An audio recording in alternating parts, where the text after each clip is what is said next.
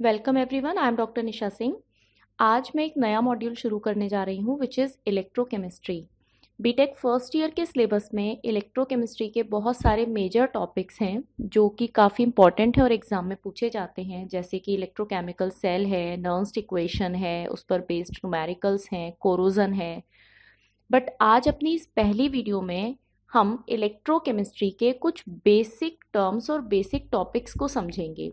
तो कौन कौन से टॉपिक्स मैं आज की इस वीडियो में डिस्कस कर रही हूँ, उसमें सबसे पहली टर्म हमारे पास इलेक्ट्रोकेमिस्ट्री ही है, दैट इज इलेक्ट्रोकेमिस्ट्री। इसको हम डिफाइन करेंगे कि इलेक्ट्रोकेमिस्ट्री क्या होती है। इसके बाद हम समझेंगे इलेक्ट्रिकल डबल लेयर को, what is electrical double layer, and this electrical double layer में ही हम डिफरेंट फॉर्मेशन ऑफ एनोड को और कैथोड को भी समझेंगे। Electrical double layer and formation of anode and cathode, इसी के आगे मेंशन कर देती हूँ, एनोड एंड कैथोड फॉर्मेशन, किस तरीके से हमारी मेटल बिहेव करती है। फिर हम समझेंगे इलेक्ट्रोड पोटेंशियल को,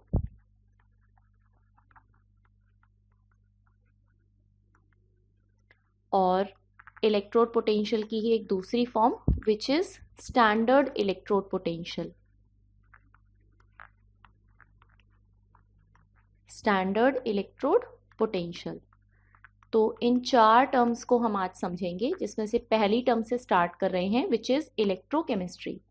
तो इलेक्ट्रोकेमिस्ट्री होती क्या है? बेसिकली ये केमिस्ट्री की एक ऐसी ब्रांच है जिस ब्रांच में हम स्टडी करते हैं इलेक्ट्रिकल और केमिकल एनर्जी को, यानी किसी भी केमिकल एनर्जी का कन्वर्जन इलेक्ट्रिकल एनर्जी में, या हम कह सकते हैं कि the interaction between chemical energy and electrical energy. तो what do we understand by electrochemistry? It is a branch of chemistry which deals with the interaction between chemical energy and electrical energy. तो that means अगर हम chemical energy का conversion electrical energy की form में study कर रहे हैं तो that branch of chemistry is known as electrochemistry. तो जितने भी डिफरेंट टाइप ऑफ सेल्स हम पढ़ते हैं इलेक्ट्रोकेमिस्ट्री में, उन सभी में हम केमिकल एनर्जी का कन्वर्जन इलेक्ट्रिकल एनर्जी में, और we can say the interaction between chemical and electrical energy को स्टडी करते हैं। तो ये हमारी पहली टर्म है, दिस इज इलेक्ट्रोकेमिस्ट्री। आगे बढ़ते हैं अपनी दूसरी टर्म इलेक्ट्रिकल डबल लेयर पर। ये इलेक्ट्रिकल डबल लेयर हमें समझाती है किस तरीके से कोई भी मेटल एनोड या कैथोड की तरह बिहेव करती है। अब ये एनोड और कैथोड होता क्या है, पहले हमें इसको समझना है, किस तरीके की रिएक्शंस इस पर होती हैं। तो second basic term is electrical double layer.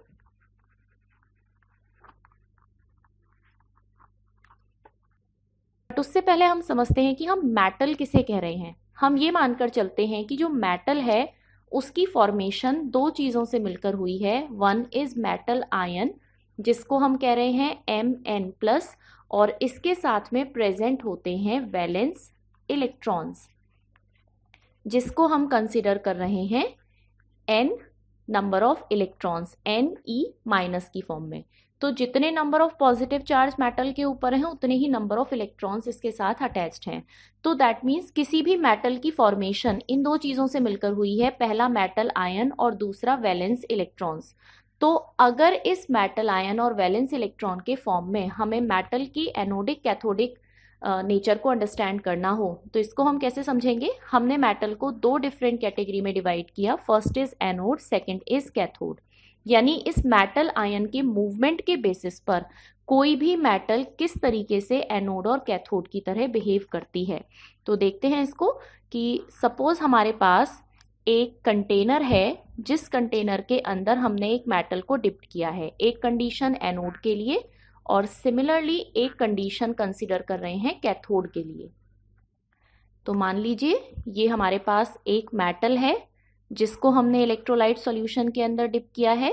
Same ऐसे ही we are having another metal जिसको हमने एक दूसरे इलेक्ट्रोलाइट सॉल्यूशन के अंदर डिप किया है, यानी दो डिफरेंट मेटल्स और उन मेटल्स के रेस्पेक्टिव इलेक्ट्रोलाइट सॉल्यूशंस। अब मेटल के अंदर क्या चीज़ें प्रेजेंट है? मेटल के अंदर प्रेजेंट है मेटल आयन और साथ में प्रेजेंट है n number of electrons. Same condition यहाँ पर है, मेटल आयंस प्रेजेंट हैं और साथ में प्रेजेंट है n नंबर ऑफ इलेक्ट्रॉन्स। अब अगर हमें मेटल्स को एनोडिक और कैथोड की तरह बिहेव करते हुए दिखाना है तो एक मेटल को मैंने कंसीडर किया M1, दूसरी मेटल को मैंने कंसीडर किया M2। तो पहले इस M1 की बात करते हैं। जो मेटल M1 है, इस मेटल की टेंडेंसी है कि इस मेटल के अंदर n number of metal ions हैं और साथ ही n number of electrons present हैं जो कि इसके साथ अटैच्ड हैं। तो अगर कोई भी मेटल इस टेंडेंसी को एक्वायर करे कि उसके मेटल आयंस का मूवमेंट मेटल से इलेक्ट्रोलाइट सॉल्यूशन के अंदर हो, that means movement of metal ion from metal to electrolyte solution, जिसको मैंने रिप्रेजेंट कर दिया Mn+ की फॉर्म में, केवल समझाने के लिए कि अगर मेटल से मेटल आयन का मूवमेंट इलेक्ट्रोलाइट सॉल्यूशन के अंदर है तो मेटल से तो मेटल आयन यानी पॉजिटिव चार्ज इलेक्ट्रोलाइट सॉल्यूशन के अंदर आते चले गए, लेकिन इसके ऑपोजिट जो मेटल है उस मेटल के अंदर equivalent amount of negative charge रह जाएंगे। ये नेगेटिव आयन जो हमारे वैलेंस इलेक्ट्रॉन्स हैं ये मेटल के अंदर ही रह गए और इतने ही नंबर ऑफ या equivalent number of metal ions जो हैं वो मेटल से निकलकर कहाँ आ गए, इस इलेक्ट्रोलाइट सॉल्यूशन में आ गए। तो अगर इलेक्ट्रोलाइट सॉल्यूशन के अंदर मेटल आयंस का मूवमेंट होता है तो एक कंडीशन इस तरीके से डेवलप होगी कि मेटल के ऊपर नेगेटिव चार्ज डेवलप हुआ, इस मेटल के ऊपर नेगेटिव चार्ज डेवलप हुआ क्योंकि मेटल के अंदर क्या बचे, excess amount of electron, positive charge हमारे इलेक्ट्रोलाइट सॉल्यूशन के अंदर आ गए। और जो पॉजिटिव चार्ज इलेक्ट्रोलाइट सॉल्यूशन के अंदर आएंगे वो पॉजिटिव चार्ज मेटल पर बने हुए नेगेटिव चार्ज की तरफ अट्रैक्ट होकर इसके साथ एक लेयर की फॉर्मेशन कर लेंगे, यानी जहां जहां नेगेटिव चार्ज प्रेजेंट होगा उसके साथ पॉजिटिव चार्ज की एक लेयर की फॉर्मेशन हो जाएगी, जिस बनी हुई लेयर को हम कहते हैं electrical double layer. This formed layer is known as electrical double layer. तो ये फर्स्ट कंडीशन है जिसमें मेटल के ऊपर नेगेटिव चार्ज डेवलप होता है। क्यों डेवलप होता है? क्योंकि मेटल की टेंडेंसी है अपने आयंस को इलेक्ट्रोलाइट में ट्रांसफर करने की। बट अगर यही हम कैथोडिक मेटल की बात करें तो इस कैथोडिक मेटल का जो इलेक्ट्रोलाइट सॉल्यूशन है, अगर उस इलेक्ट्रोलाइट सॉल्यूशन से जो मेटल आयंस हैं इन मेटल आयंस का ट्रांसफर अगर मेटल के अंदर हो, दैट मीन्स इलेक्ट्रोलाइट सॉल्यूशन से मेटल आयन डिपॉजिट होने लगे मेटल के ऊपर, तो इसका क्या मतलब होगा कि जो मेटल है उसके अंदर पॉजिटिव चार्ज एक्सेस अमाउंट में प्रेजेंट हो गए। इलेक्ट्रोलाइट सॉल्यूशन से जो मेटल आयन है उनका डिपॉजिट होना स्टार्ट हुआ तो उसके अंदर पॉजिटिव चार्ज एक्सेस हो गए। अगर इसके अंदर पॉजिटिव चार्ज एक्सेस हो गए तो जो बाहर इलेक्ट्रोलाइट सॉल्यूशन है उसके negative charge in positive charges की तरफ अट्रैक्ट होकर एक लेयर की फॉर्मेशन करेंगे। अगेन इस बनने वाली लेयर को हम कहेंगे इलेक्ट्रिकल डबल लेयर, क्योंकि दो डिफरेंट चार्ज की एक लेयर की फॉर्मेशन हुई। और जो मेटल है वो कौन सा चार्ज एक्वायर करेगी? That will acquire positive charge, that means that will behave as a cathodic metal. तो ये मेटल की अपनी टेंडेंसी होती है कि विच रिएक्शन को that will prefer, that means if it prefer that movement of metal ion from metal to electrolyte solution तो metal के ऊपर नेगेटिव चार्ज एक्वायर होता है। But if the process of deposition of metal ion is preferable to the metal, यानी अगर electrolyte में से metal ion का डिपोजिशन मेटल के ऊपर, इस कंडीशन को मेटल प्रिफर करती है तो मेटल के ऊपर एक्वायर होता है पॉजिटिव चार्ज। तो ये एक इलेक्ट्रिकल डबल लेयर फॉर्मेशन हुई और इस तरीके से हमारी कोई भी मेटल एनोड या कैथोड की तरह बिहेव करती है। And this formed layer is known as electrical double layer. This is electrical double layer और ये सेम लेयर यहां इस फॉर्म में प्रेजेंट है। This is also electrical double layer. अब सपोज करो अगर मैं अपनी इस मेटल M1 को थोड़ा सा स्पेसिफाई कर दूं कि ये जो मेटल M1 है और ये जो मेटल M2 है इनको अगर स्पेसिफाई कर दिया जाए और ये कहा जाए कि मेटल M1 जो है उसको हम कंसीडर करें जिंक मेटल की फॉर्म में, तो जो इलेक्ट्रोलाइट सॉल्यूशन होगा that will B zinc sulphate consider कर सकते हैं। जो मेटल है M2 इसको हम कंसीडर करें कॉपर मेटल की फॉर्म में, तो जो इलेक्ट्रोलाइट सॉल्यूशन है that will be considered as copper sulphate. तो क्या मतलब हुआ कि जिंक मेटल की टेंडेंसी क्या है, मेटल को ट्रांसफर करने की इनटू द इलेक्ट्रोलाइट सॉल्यूशन, जिसकी वजह से it will behave as an anodic metal. और कॉपर की टेंडेंसी क्या है, इलेक्ट्रोलाइट सॉल्यूशन में से मेटल आयन को अपने ऊपर डिपॉजिट करने की, दैट मीन्स उसके ऊपर पॉजिटिव चार्ज बढ़ाने की। तो इसकी टेंडेंसी क्या है, पॉजिटिव चार्ज गेन करके, that means it will behave as a cathode. तो इस तरीके से जो लेयर की फॉर्मेशन हुई पॉजिटिव नेगेटिव चार्ज के डेवलप होने की वजह से, that layer is known as electrical double layer. और इसी इलेक्ट्रिकल डबल लेयर फॉर्मेशन की वजह से there will be a potential difference, और उस पोटेंशियल डिफरेंस को इक्विलिब्रियम मेजरमेंट में ही हम कहते हैं इलेक्ट्रोड पोटेंशियल। बट उससे पहले देख लेते हैं कि इन दोनों कंडीशंस में किस तरीके की रिएक्शंस प्रोसीड होती हैं। हमारी जो फर्स्ट कंडीशन है एनोडिक, उस फर्स्ट कंडीशन में जो मेटल है वो मेटल आयन में बनना या कन्वर्ट होना ज़्यादा प्रेफर करती है।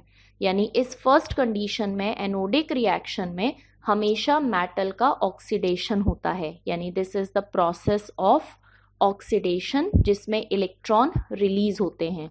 और जो भी हमारी कैथोडिक मेटल होती है उसकी क्या टेंडेंसी है कि जो मेटल आयन है वो मेटल आयन कन्वर्ट होते हैं मेटल की फॉर्म में, यानी यहाँ डिपोजिशन होना शुरू होता है मेटल सरफेस के ऊपर, and this is the process of reduction.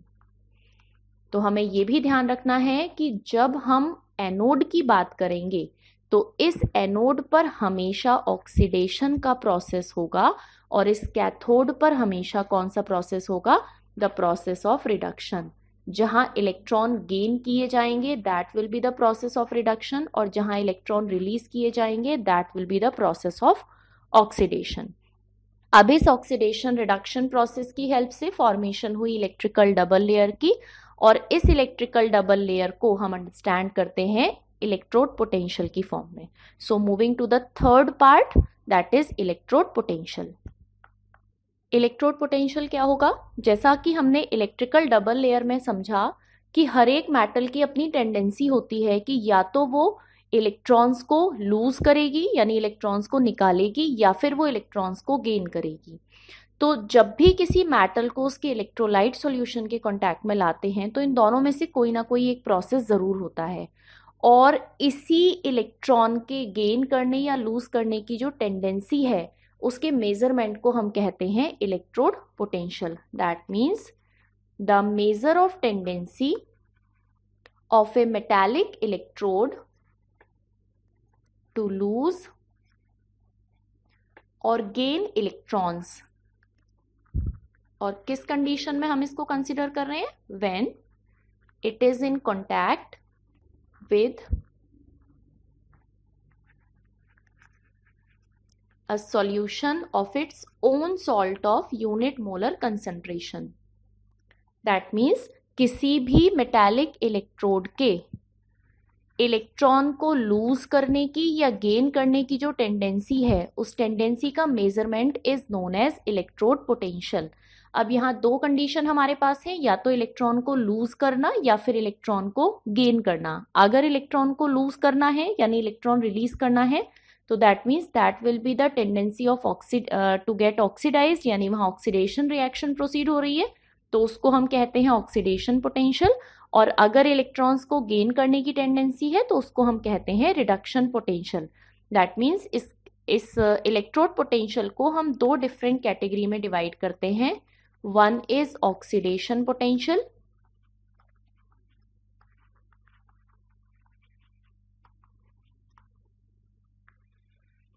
पहली वाली tendency, that means the tendency of an electrode to lose electron is the measure of its tendency to get oxidized, that is known as oxidation potential. That is known as oxidation potential. और second condition इसकी opposite हो जाएगी, that will be the reduction potential. यानी oxidation में तो हम बात करें इलेक्ट्रॉन को लूज करने की, और अगर हम कंसिडर करें इलेक्ट्रॉन्स को गेन करने की टेंडेंसी, तो the measurement of that tendency is known as reduction potential. So we can write it as the tendency of an electrode to gain electron is the measure of its tendency to get reduced is known as reduction potential. तो ये हमारे दोनों types हुए electrode potential के, oxidation and reduction potential. इसके साथ हम देखेंगे स्टैंडर्ड इलेक्ट्रोड पोटेंशियल. बट पहले इतने पोर्शन को एक बार सम अप करें ताकि हम क्लियर हो जाएं कि व्हाट इज इलेक्ट्रोड पोटेंशियल. तो हमने सबसे पहले यहाँ देखा कि इलेक्ट्रोकेमिस्ट्री क्या है, ऐसी ब्रांच जिसमें हम केमिकल और इलेक्ट्रिकल एनर्जी के इंटरैक्शन की बात करते हैं. फिर हमने देखा इलेक्ट्रिकल डबल लेयर क्या है, जिसके बेसिस पर ही हम इलेक्ट्रोड पोटेंशियल को डिफाइन करते हैं. तो इसमें हमने समझा कि जो मेटल होती है वो दो चीजों से मिलकर बनी है, मेटल आयन और वैलेंस इलेक्ट्रॉन्स. अगर किसी भी मेटल की टेंडेंसी इस तरीके की है कि वो अपनी आयनिक फॉर्म में कन्वर्ट हो, यानी इलेक्ट्रॉन्स को लूज करने की टेंडेंसी रखे, तो वो मेटल अपने इलेक्ट्रोलाइट में डिसॉल्व होना शुरू हो जाती है, जिससे कि मेटल के ऊपर नेगेटिव चार्ज डेवलप होता है. जो मेटल इलेक्ट्रोड है उसके ऊपर नेगेटिव चार्ज डेवलप होता है और वो मेटल बिहेव करती है एनोड की तरह. ऐसे मेटल का ऑक्सीडेशन होता है. साथ ही साथ अगर हम बात करें कैथोडिक मेटल की, तो कैथोडिक मेटल के ऊपर डेवलप हुआ मेटल इलेक्ट्रोड पर पॉजिटिव चार्ज. ये क्यों हुआ? क्योंकि जो इलेक्ट्रोलाइट सॉल्यूशन है, उस इलेक्ट्रोलाइट सॉल्यूशन से जो मेटल आयंस है उनका डिपोजिशन मेटल सरफेस के ऊपर होना शुरू हो गया. ये टेंडेंसी रखती है इलेक्ट्रॉन को गेन करने की. तो दैट मीन्स मेटल की अपनी अलग अलग टेंडेंसी है, या तो मेटल इलेक्ट्रॉन को लूज करने की टेंडेंसी रखेगी या फिर मेटल इलेक्ट्रॉन को गेन करने की टेंडेंसी रखेगी. अगर मेटल इलेक्ट्रॉन लूज करने की टेंडेंसी रखती है तो वो मेटल एनोडिक मेटल होती है, और इसका ऑपोजिट जो है वो मेटल कैथोडिक मेटल की तरह बिहेव करती है. इसी एनोडिक और कैथोडिक मेटल पर जब चार्ज डेवलप होते हैं तो उस चार्ज की बेसिस पर एक इलेक्ट्रिकल डबल लेयर की फॉर्मेशन होती है, जिस इलेक्ट्रिकल डबल लेयर की फॉर्मेशन की वजह से एक पोटेंशियल डिफरेंस डेवलप होता है. और इक्विलिब्रियम कंडीशन में, यानी जब तक इलेक्ट्रॉन का ट्रांसफर हो रहा है, उस कंडीशन के स्टॉप होने पर, इक्विलिब्रियम जब मेंटेन होगा, उस कंडीशन में इफ वी आर कंसीडरिंग और measuring the potential difference, that potential difference is considered as an electrode potential. उसी पोटेंशियल डिफरेंस को हम इलेक्ट्रोड पोटेंशियल कहते हैं. तो इलेक्ट्रोड पोटेंशियल को हमने कैसे अंडरस्टैंड किया? इलेक्ट्रॉन को लूज करने की या गेन करने की जो टेंडेंसी है, उस टेंडेंसी के मेजरमेंट को हमने कहा इलेक्ट्रोड पोटेंशियल, और इसे हमने दो कैटेगरी में डिवाइड किया, oxidation potential and reduction potential. तो ऑक्सीडेशन पोटेंशियल क्या है कि किसी भी इलेक्ट्रोड के इलेक्ट्रॉन को लूज करने की टेंडेंसी को जो है, दैट मीन्स उसके ऑक्सीडाइज्ड होने की टेंडेंसी को हम कहते हैं ऑक्सीडेशन पोटेंशियल. और अगर कोई भी मेटल ऐसी है जो कि इलेक्ट्रॉन्स को गेन कर रही है, दैट मीन्स जिसका कि रिडक्शन हो रहा है, तो उसको हम कहते हैं किसी भी मेटल का रिडक्शन पोटेंशियल. तो ये दो डिफरेंट कैटेगरी हमने इलेक्ट्रोड पोटेंशियल के फॉर्म में अंडरस्टैंड करी. इलेक्ट्रॉन का गेन करना, that means reduction potential. Electron को लूज करना, दैट मीन्स ऑक्सीडेशन पोटेंशियल. अब हम बढ़ते हैं स्टैंडर्ड इलेक्ट्रोड पोटेंशियल की तरफ, यानी अगर कुछ कंडीशंस हम लगा दें तो किस तरीके से हम इलेक्ट्रोड पोटेंशियल को मेजर करते हैं. It is standard electrode potential. जो स्टैंडर्ड इलेक्ट्रोड पोटेंशियल है इसको हम ई नॉट से रिप्रेजेंट करते हैं, और हमारा जो इलेक्ट्रोड पोटेंशियल था इसको हम ई से रिप्रेजेंट करते हैं, कैपिटल ई से. तो स्टैंडर्ड इलेक्ट्रोड पोटेंशियल के लिए हम इलेक्ट्रोड पोटेंशियल का मेजरमेंट कुछ स्पेसिफिक कंडीशंस के साथ करते हैं. जो स्पेसिफिक कंडीशंस हमारे पास क्या होती हैं? कंसंट्रेशन, प्रेशर और टेम्परेचर. तो इसको हम डिफाइन करते हैं. It is the electrode potential of an electrode when all the species involved in the given half cell are in their standard states, in their standard with reference to standard hydrogen electrode, with reference to standard hydrogen electrode.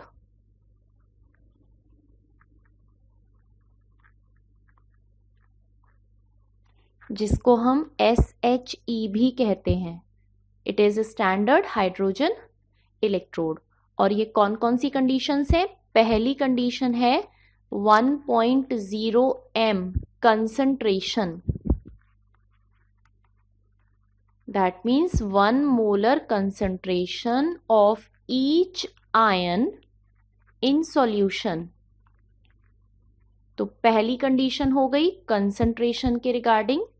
Then second condition is 1 atmospheric pressure for each gas, 1 atmospheric pressure for each gas। और जो third condition है that is temperature of 298 kelvin. अगर ये तीन standard condition में हम potential difference को major करते हैं तो that potential difference will be considered as standard electrode potential. तो these three conditions are very much important. जो मेजरमेंट ऑफ इलेक्ट्रोड पोटेंशियल होता है हम उसको केवल डिफरेंस की फॉर्म में कैलकुलेट कर सकते हैं। That means difference in potential between two electrodes. ऐसा नहीं है कि हम किसी एक इलेक्ट्रोड का पोटेंशियल एग्जैक्टली कैलकुलेट कर सकते हों। We can only calculate the difference. तो वो जो डिफरेंस हम कैलकुलेट करते हैं उसके लिए हमें एक रेफरेंस इलेक्ट्रोड की रिक्वायरमेंट होती है। और इस स्टैंडर्ड हाइड्रोजन इलेक्ट्रोड को हम as a reference electrode use करते हैं।